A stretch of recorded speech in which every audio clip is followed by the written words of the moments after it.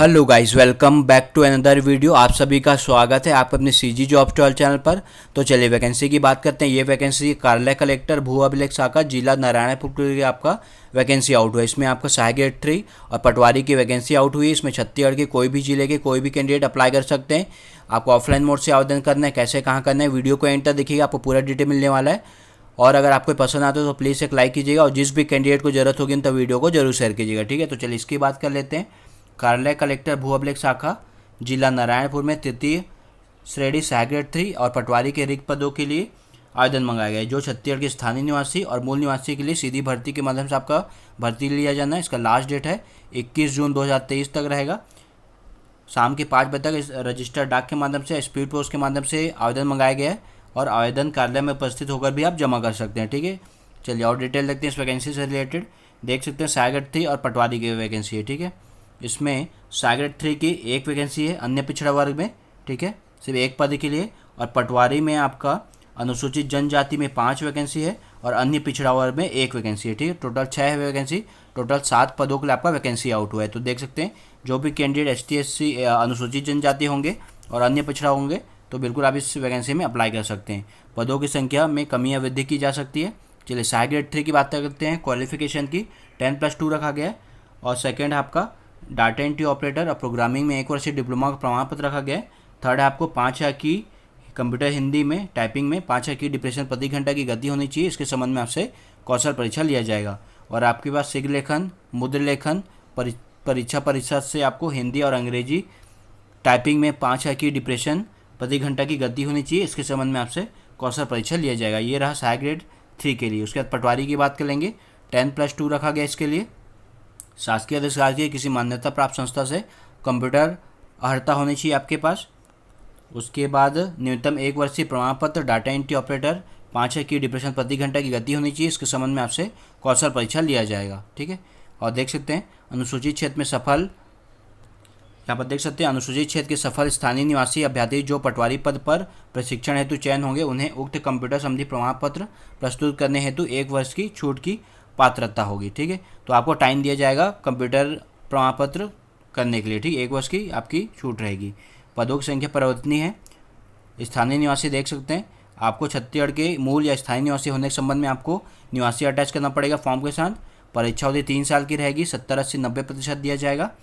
आवश्यक दस्तावेज आपका जितना भी डॉक्यूमेंट रहेगा, 10वीं 12वीं जितना भी क्वालिफिकेशन लगा है, जातीय निवासी, रोजगार पंजीयन, ये सभी आपको फॉर्म के साथ सेल्फ अटैच करके आपको भेजना पड़ेगा फॉर्म के साथ अटैच करके, ठीक है। अब भूलिएगा मत। और 1/1/2023 की स्थिति में 18 से 35 वर्ष हो जाना चाहिए।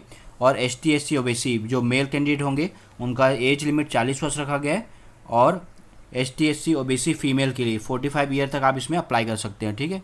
चलिए बाकी और डिटेल देखते हैं। आपका जातीय निवासी सभी आपको फॉर्म के साथ अटैच करना है और एक से अधिक आवेदन करना चाहते हैं तो आपको अलग अलग करना पड़ेगा। और आपको रिसेंटली का फ़ोटो चिपकाना है फॉर्म में। और किसी विवाहित महिला उम्मीदवार द्वारा अपने नाम उपनाम में परिवर्तन किया गया है तो परिवर्तन संबंधी दस्तावेज या शपथ पत्र की फोटोकॉपी सेल्फ अटैच करके आपको फॉर्म के साथ अटैच करना पड़ेगा। और डॉक्यूमेंट वेरिफिकेशन के समय भी आपको उसको प्रस्तुत करना पड़ेगा, ठीक है। आपको सही से फॉर्म फिल करना है, निर्धारित प्रारूप में, कोई काट छाँट नहीं करना है।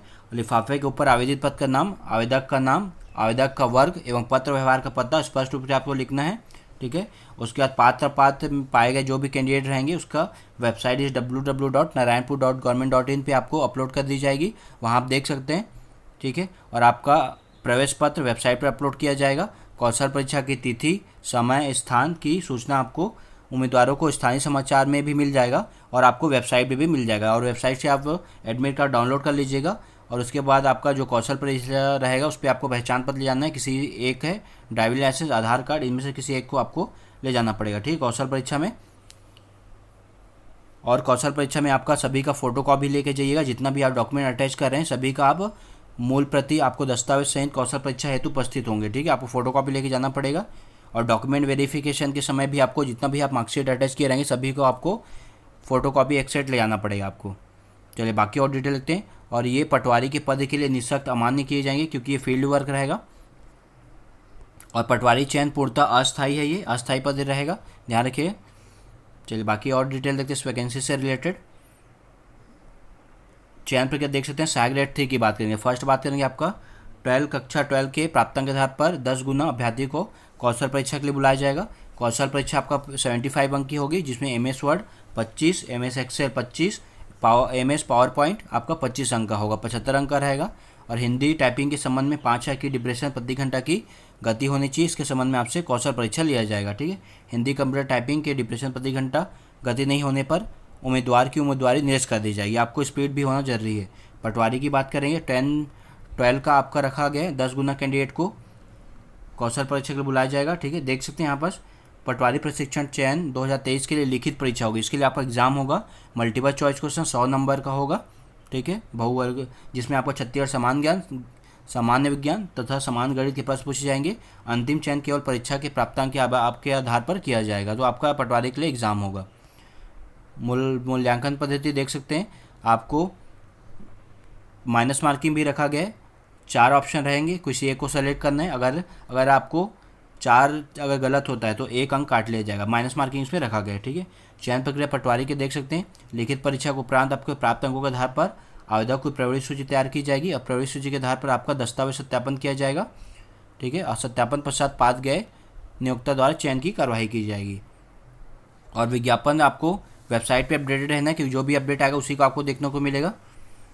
दस्तावेज कमी को प्रथम दावापत्ति के अंतम तक पूरे किया जा सकता है। ठीक है, और डॉक्यूमेंट वेरिफिकेशन के समय आपको मार्कशीट पूरा ले जाना पड़ेगा, फोटोकॉपी। लिखित एवं कौशल परीक्षा के लिए कैंडिडेट को स्वयं के खर्चे पे आपको परीक्षा केंद्र तक जाना पड़ेगा, कोई यात्रा भत्ता दे नहीं होगा। और जाति निवासी सभी आपको दस्तावेज सत्यापन के समय प्रस्तुत करना होगा। चयन हो जाएंगे तो आपको चिकित्सालय जिला बोर्ड से चिकित्सा प्रमाण पत्र भी आपको देना पड़ेगा। ठीक है, और देख सकते हैं इस वैकेंसी के लिए कौन एलिजिबल नहीं रहेंगे, इसका डिटेल दिया गया। इंपॉर्टेंट नहीं है, फिर भी आप रीड कर सकते हो। देख सकते हैं प्रतीक्षा 1 साल की आपकी वेटिंग लिस्ट भी रहेगी आपके। ठीक है, चलिए बाकी और डिटेल लिखते हैं। इसके बाद ये फॉर्म आ जाएगा और एड्रेस, इस एड्रेस पे आपको भेजना है। पिन नंबर आप वेबसाइट से निकाल सकते हो। कलेक्टर भू अभिलेख शाखा जिला नारायणपुर के रहेगा। अभी का पासपोर्ट साइज का फ़ोटो चिपकाना सेल्फ अटैच करके। फॉर्म नॉर्मली है, कोई इशू नहीं इसमें। ठीक है, कोई भी प्रॉब्लम होता है तो कमेंट बॉक्स में कमेंट कीजिएगा। और ये फॉर्म में हमारे टेलीग्राम पे मिल जाएगा, अदरवाइज आप साइट से भी निकाल सकते हो। ठीक है, तो चलिए आज के लिए इतना ही। Thank you so much for watching, take care.